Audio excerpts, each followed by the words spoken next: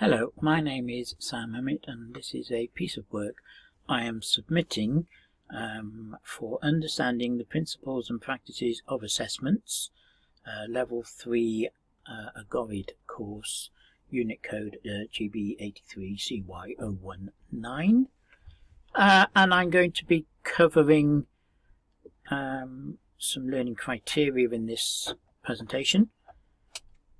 We'll be covering 2.1. Compare the strengths and limitations of a range of assessment methods with reference to the needs of individual learners.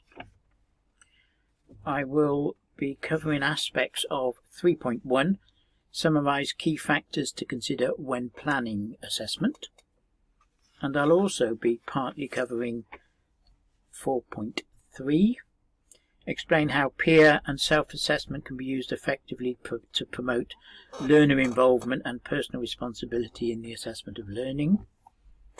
And 4.4, explain how assessment arrangements can be adapted to meet the needs of individual learners.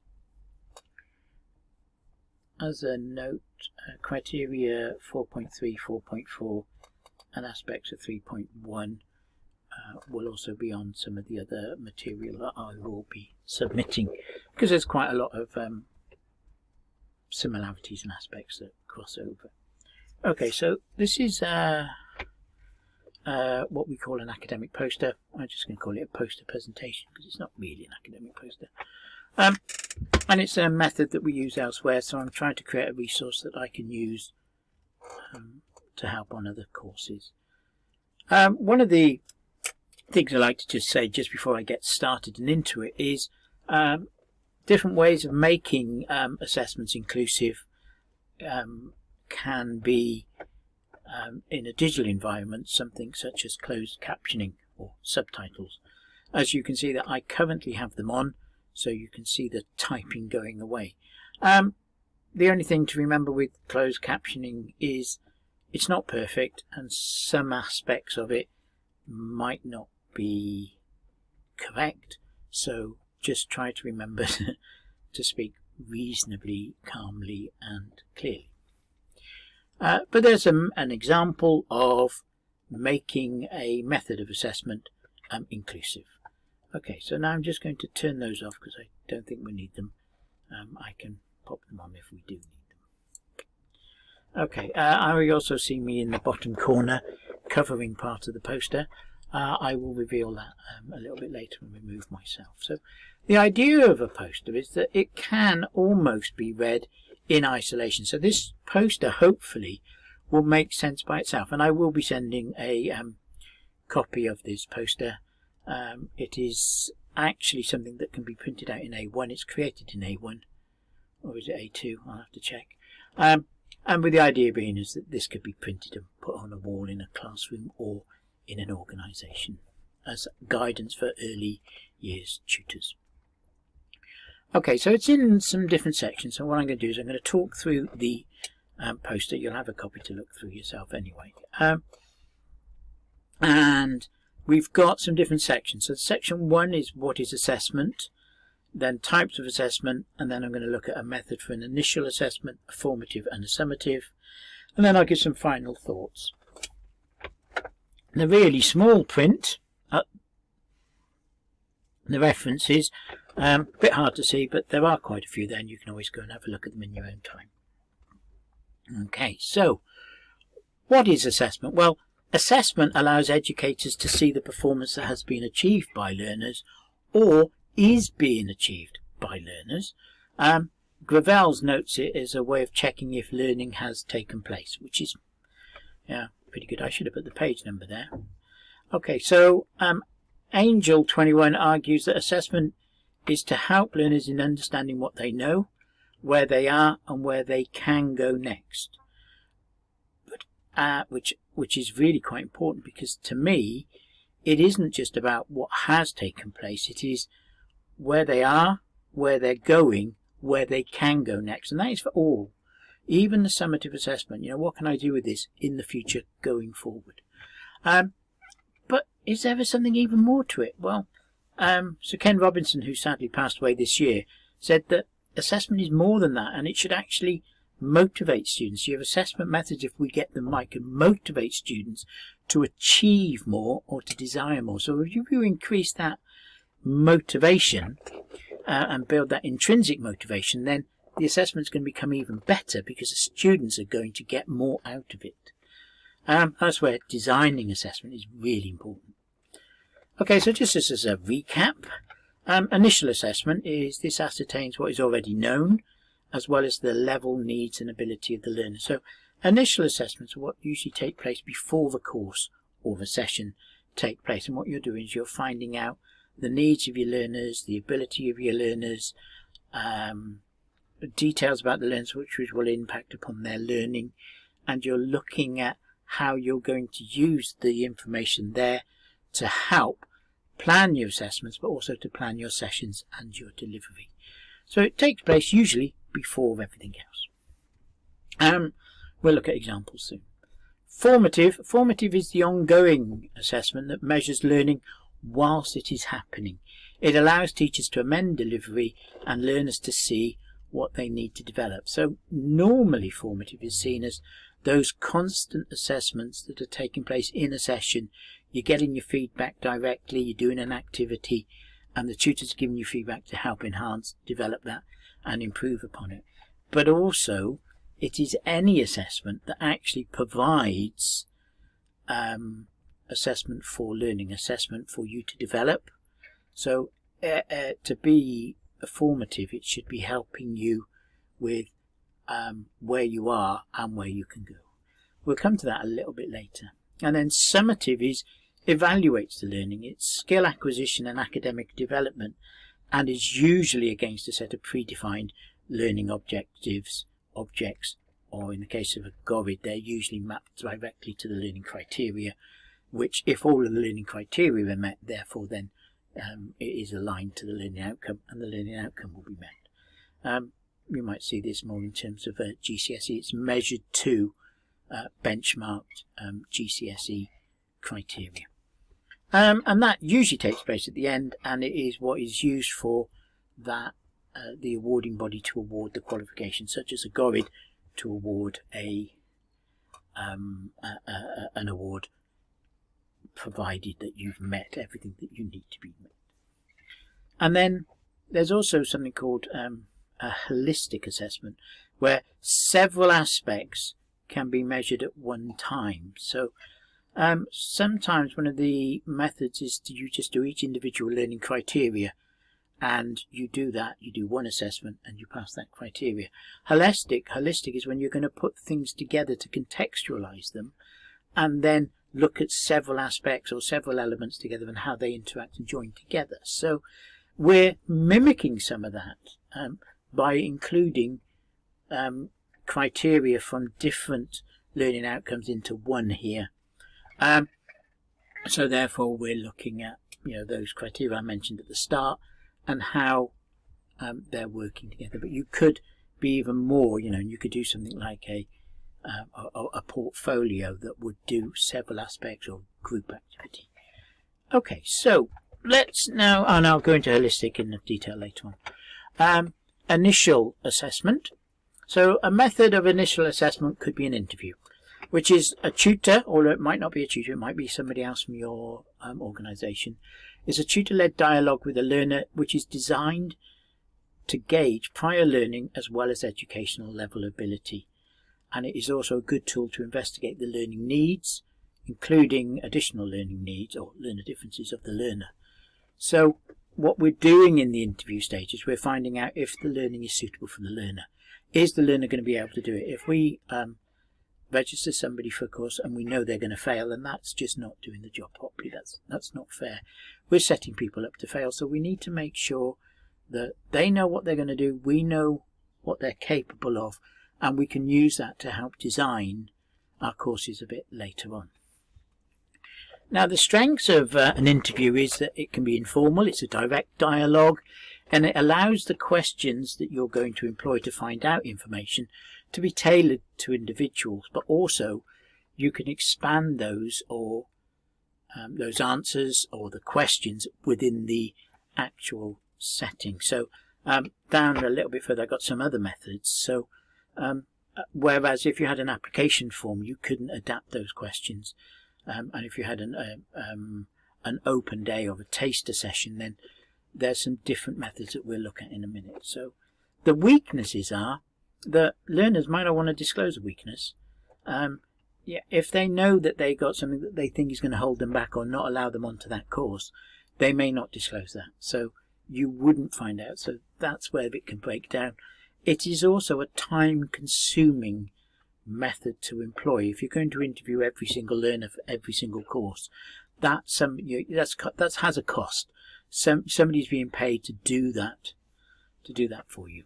Now we can adjust these. We can make them. We can take into account confidence issues, learner differences, or whatever, to make them more inclusive. So what we could do is we could make the setting more informal. We could sit, on comfy chairs. We could have coffee or tea. But also, if you've got people who you think are at risk of dyslexia or processing issues, then you might give them some questions beforehand so that they know the kind of things that are going to happen in the interview. And that helps those people who are less confident to feel as though they've got a scaffold or something to help them, an aid memoir. And also, it helps those people processing, people with dyslexia, processing aspects of dyslexia, which are common also in ADHD or autism, Asperger's, are that you can't just give a question because they need to process that fully. So you give time for that processing by allowing those questions beforehand. Now then, you don't have to use an interview. I like the interviews, but they are time consuming. But you could use an online interview. So if somebody doesn't really feel as though they want to be in the same place, then they could just record. But you could do an online interview over something such as Skype or Zoom or Teams or Cisco. So many these days. Or you could even do that as a telephone interview. Also, one of the other methods is that you could have participants, you could set them up the questions and they could just record themselves answering those questions and have them submit a video. You could use an application form. Another method that I quite like is an open day, where you sort of have an open day in your college or your setting or for your course, and people can come along and drop in, drop out, see what it's like. And you can give it's a bit of a taster session as well, where you deliver aspects of the course or go through the course. And it means you can deal with a lot of people at one time and get to know people and get them to know each other. Okay. Now, peer and self-assessment, when you're adapting to initial, is a little bit different. I've already said you could do a pre-recorded interview, and that allows somebody to almost self-assess themselves. Have I answered the questions? Am I answering the questions? Etc. You could do peer interviews and group interviews. So these are quite nice, so that the people can, question each other. And if we get this informally going, then people can then see other people and recognise strengths and build and bond with other people. And they take less time. Okay, so that's initial. Now then, so we've looked at how we can adapt that. Have we looked at how we can effectively... So how does that create motivation? How does that encourage people? And take responsibility? Well, the whole point about an interview is it is tailored to find out about that person. So it allows that person to feel as though their voice is being heard. And the more the informal method, the more valuable I think that is in terms of promoting learner inclusion and encouraging them. And obviously we're finding out about, do you have any needs? How can we help? Etc. And the more informally you do that, the more likely people are to disclose. Okay, formative. So the method I'm looking at here is questioning, which is the most powerful, or one of the most powerful tools of any tutor or teacher to develop. It's the key tool for a lot of assessment processes in formative, formal, summative, informal, and it's really, really powerful. It's one of the top three with discussion and observation. So the method would be open and close questions used during and or after an activity. So we're looking at this in the formative view, so within a session. We're going to check understanding, identify areas for development, and when used during activities, it allows that reflection in action. So you can see where they are, what isn't there. You can adapt your teaching and learning to help that person achieve. There's a method called Socratic questioning with its questioning types, which goes beyond this assignment, but it's a really useful tool to look at. Okay, so strengths. Well, questions can be differentiated to learners. It provides instant and targeted assessment. The great thing about a good question is you're getting instant answers, instant updates on where people are or what they've done at that time. And Socratic questioning, when used effectively, really can encourage deep learning. So it can actually make the assessment even more valuable.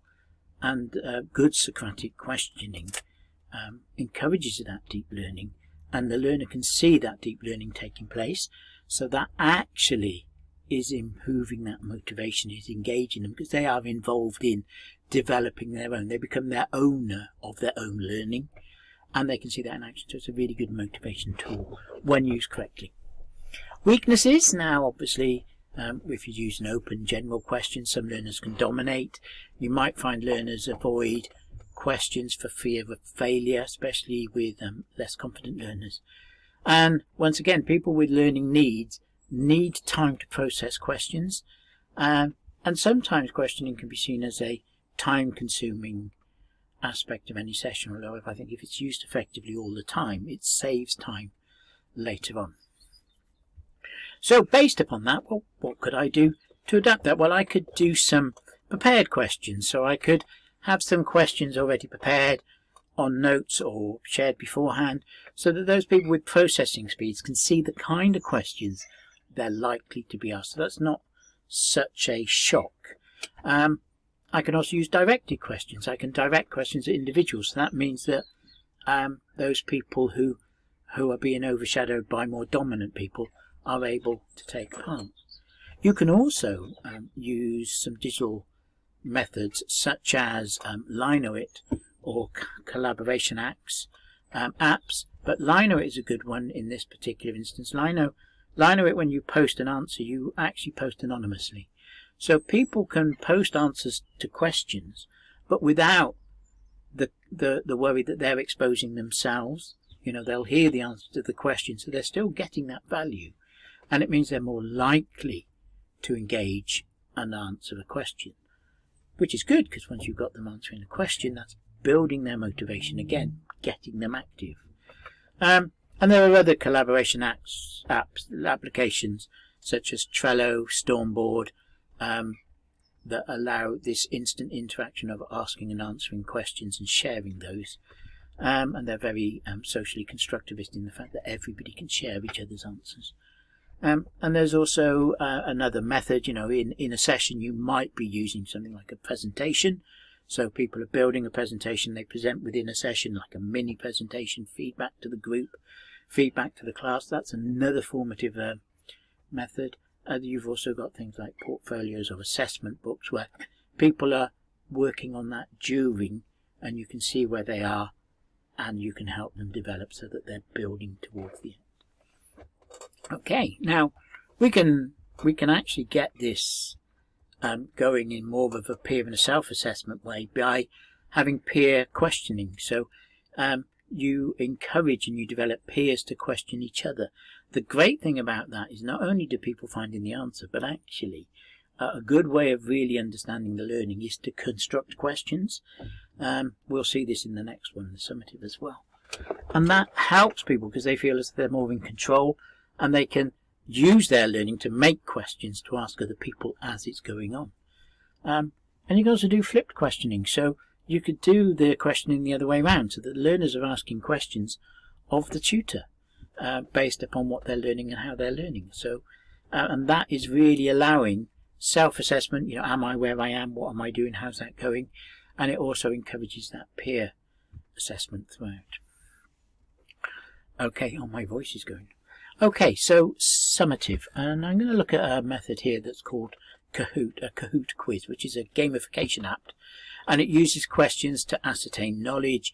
It's an information retrieval method, so it aids memory retention by cognitive recall by going back, finding an answer and pulling it out of your brain. Or in a session, evidence of attainment of session objectives. So I could use this just at the end of an activity or a particular session, or you could even use it at the end of a particular aspect of a course. It could be a proper summative assessment that could be used to ascertain learning has taken place.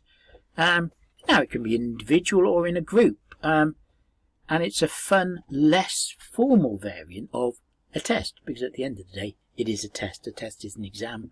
It's just a different method. Quizzes do the same thing. So the strengths are it's quick to use in session, it's interactive, you get an instant assessment. The tutor, the peer and self are seeing their successes as they go directly and in real time. And it can be fun. There are some weaknesses to it though, is that competition can disengage. So sometimes Kahoot appears very competitive. You can turn the competition element off, but that takes a little bit more digital skill. But competition sometimes can disengage people. It can be time consuming to construct. Constructing a quiz, constructing a test takes time to build the questions, map them all to your learning criteria.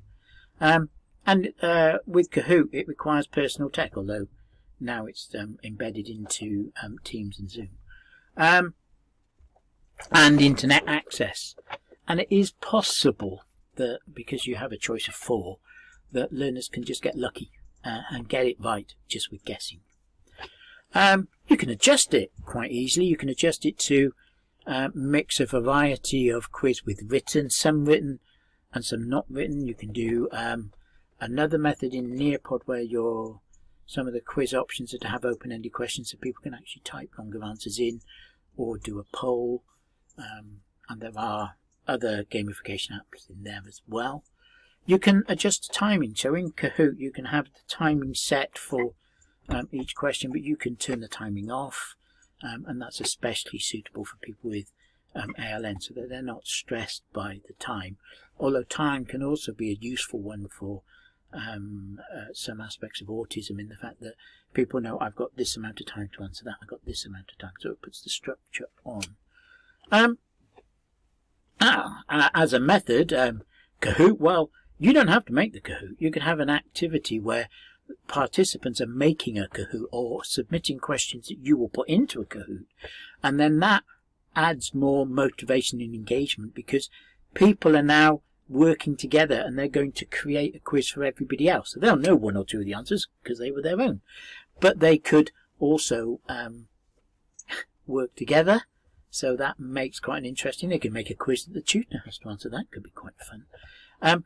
But peer constructed quiz questions, whether they're in a Kahoot or in another quiz, really powerful tool. They really build motivation as well. And also with the quiz methods is you can have them being self-marking, so that is self-assessment, or you could have peers mark each other's work, and that's peer assessment, and you could have those peers giving some feedback to each other. Okay, so let's just click that a second. Okay, so final thoughts. Well, my final thoughts on this are evidence, and Dylan, William and Hattie have proved this beyond all doubt, that formative feedback is the most powerful tool for successful learning.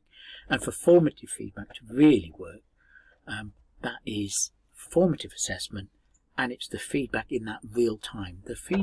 Those little minute-by-minute actions are what make learning the most effective. You can look at Hattie's visible learning to see that. And I also think that summative assessment should have a value beyond a singular course or course assignment, which is an argument put forward by Windle et al. Windle and others. And in this particular case, what I would like to really get through is that I believe that every assessment needs to have a formative element. It needs to have feedback which is for that learning and how that learning can enhance. You can have that on a summative assessment as well, in the fact that this is what you did well. These are the kind of things that you'll need to do in future on other courses. But also, when you do an assessment in a course, maybe such as this, you have this assessment, and then once it's done, it's gone. It's not used anymore. So what I like to do is see a reusable assessment, an assessment task that has value for that learner beyond. So in this particular case, the idea is to create a poster that can go on a wall and help other people with their assessment planning and different types of assessment. Okay, now normally with a poster presentation there would be a question and answer session. That's a bit hard because I'm recording it, but if you do have questions, please post them to me, and this may also appear on my YouTube page, so please just pop them in there. Thank you very much.